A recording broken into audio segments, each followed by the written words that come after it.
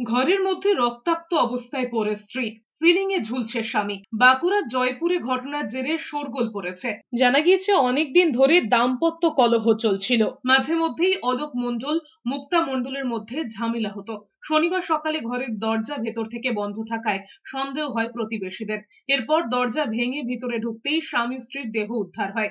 বিছানায় ক্ষত বিক্ষত অবস্থায় পড়েছিল স্ত্রী মুক্তা মণ্ডলের দেহ, আর সিলিং এ ঝুলছিল স্বামী।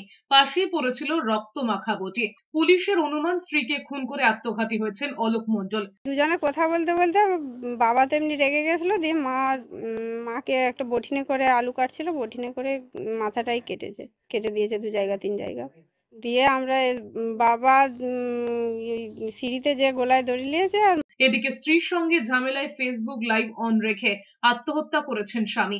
সোশ্যাল মিডিয়ায় আত্মহত্যার ভিডিও ছড়িয়ে পড়তেই শোরগোল পড়েছে মালদার হরিশ্চন্দ্রপুরে। জানা গিয়েছে দুর্লভ সাহা একটি শোরুমে কাজ করতেন। কয়েক বছর আগে তার সঙ্গে মৌসুমী সাহা নামে এক যুবতীর বিয়ে হয়।